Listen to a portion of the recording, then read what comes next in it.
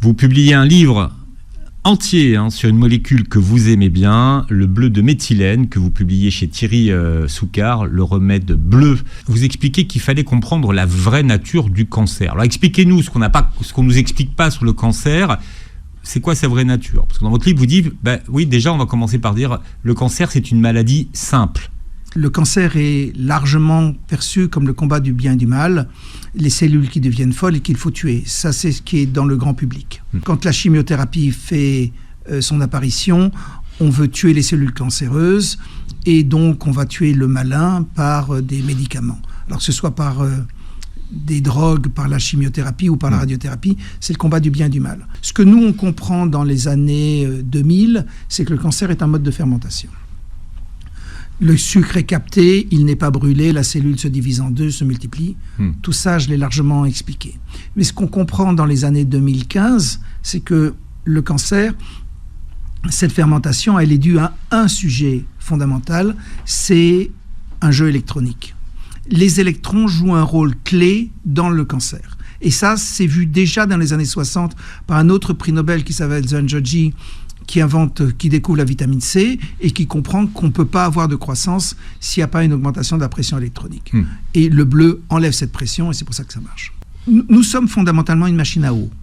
Vous prenez les protons, les électrons liés à l'alimentation et vous les liez à l'oxygène, c'est comme ça que ça fonctionne, et vous faites de l'eau. Et on fabrique 1 demi-litre d'eau par jour.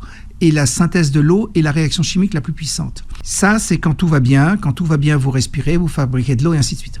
Si cette machine ne marche pas bien, les électrons et les protons ne vont pas trouver l'oxygène qui est leur cible et ils vont induire la synthèse. Donc, dès que votre mitochondrie ne marche pas bien, dès que vous ne brûlez pas bien, vous faites de la synthèse. Et si cette petite machine, cette petite bactérie ne marche pas bien, eh bien, vous allez aller en synthèse et vous allez en synthèse, vous allez tomber malade. Et dans l'ensemble des maladies, vous avez les mitochondries qui ne marchent pas. Alors, ça va pour la dépression, ça va pour le cancer, ça va pour l'Alzheimer et ainsi de suite. Ce que les gens doivent comprendre, c'est qu'une cellule qui respire est une cellule qui va bien. Elle fabrique de l'eau, tout va, il n'y a pas de problème.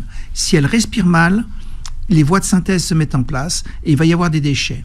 Les déchets, ça s'appelle l'inflammation, ça s'appelle les plaques amyloïdes de l'Alzheimer, ça s'appelle le cancer et ainsi de suite. Et dans tous les cas, le rôle du médecin, c'est de relancer ces mitochondries pour que ça brûle et ainsi de suite. Parce qu'on peut les relancer. Oui. Si vous voulez, ce qu'on comprend dans les années 50, c'est que quand ça brûle mal, il y a un excès d'électrons, il y a de la synthèse. Ce qu'ils ne comprennent pas à l'époque, c'est qu'on peut traiter ces malades par des vieilles molécules comme le bleu de méthylène, le dioxyde de chlore ou ainsi de suite. On comprend très rapidement, c'est en 1880, qu'on peut teindre les parasites et qu'on peut guérir des maladies comme le paludisme au bleu de méthylène. Et après, on essaye la lèpre, la tuberculose avec un certain succès, et ça nous amène au point fondamental de ce livre, qui est, en 1900, vous avez des dizaines de publications qui disent que le bleu de méthylène marche dans le cancer.